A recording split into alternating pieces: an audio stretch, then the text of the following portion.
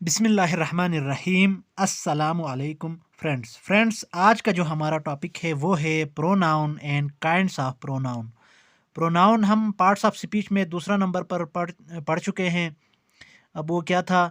Pronoun is a word which is used in place of noun. Pronoun एक ऐसा लफ्ज़ है जो किसी नाउन के जगह पे इस्तेमाल होता है। आज हम पढ़ेंगे काइंड्स ऑफ प्रोनाउन, जिसमें number one is personal pronoun. अब ये पर्सनल प्रोनाउन क्या होते हैं, कौन से होते हैं?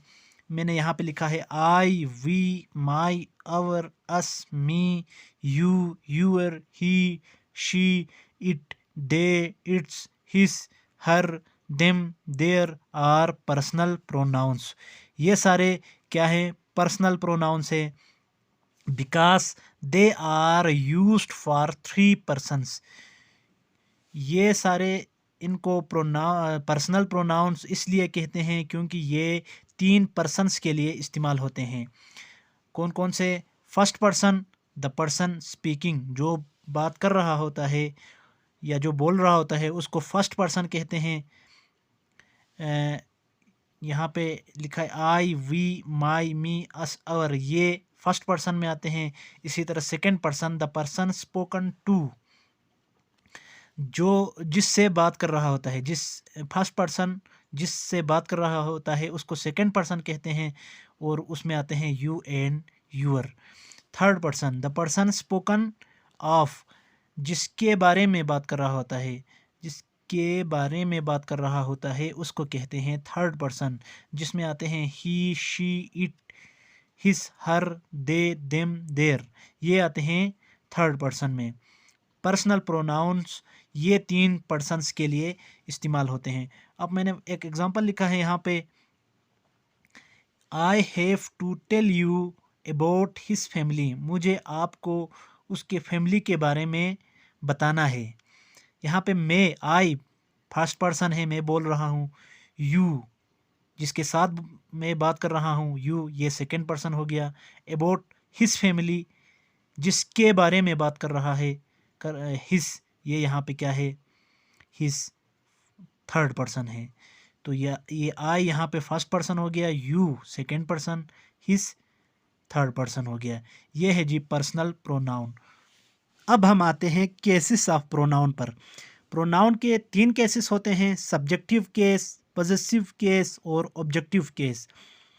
सब्जेक्टिव केस जिसमें आते हैं I, we, you, he, she, it, they, ये आते हैं सब्जेक्टिव केस में। सब्जेक्टिव केस को उर्दू में फ़ाइली हालत कहते हैं। ये किसी भी सेंटेंस में एज ए सब्जेक्ट इस्तेमाल होता है। For example, I love my country, यहाँ पे आई, इस सेंटेंस में आई एज ए सब्जेक्ट इस्तेमाल हुआ है, लिहाजा ये सब्जेक्टिव केस में आते हैं। इसी तरह पॉजेसिव केस, पॉजेसिव केस मिल्कियत को ज़ाहिर करता है, इसको उर्दू में मिल्कियती हालत कहते हैं। अगर हम इन्हीं का पॉजेसिव केस बनाएं तो आई का माई या माइन, वी का अवर या अवर्स, इसी तरह यू का यूअर या यूअर्स, ही का हिज, इसी तरह शी का हर या हर्स, इसी तरह इट का इट या इट्स ही रहता है, दे का देयर या देयर्स, ये इनकी पॉजेसिव हालत बनती है, पॉजेसिव केस बनती है।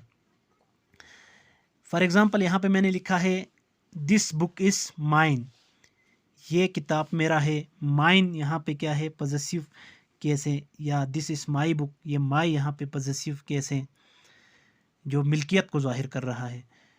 उसके बाद आता है ऑब्जेक्टिव केस। ऑब्जेक्टिव केस यानी मफ़ऊली हालत, उर्दू में इसको मफ़ऊली हालत कहते हैं, जिसमें आते हैं me, us, you, him, her, it, them, ये सारे ऑब्जेक्टिव केस में आते हैं। ये किसी भी सेंटेंस में एज ए ऑब्जेक्ट इस्तेमाल होता है। फॉर एग्जांपल यहाँ पे मैंने लिखा है आई नो हिम, मैं उसे जानता हूँ, यहाँ pay him as a object इस्तेमाल हुआ है इस सेंटेंस में, लिहाजा ये क्या है? ऑब्जेक्टिव केस में आता है। या आई नो देम, देम यहाँ पे एज ए ऑब्जेक्ट इस्तेमाल हुआ है, ये आता है ऑब्जेक्टिव केस में।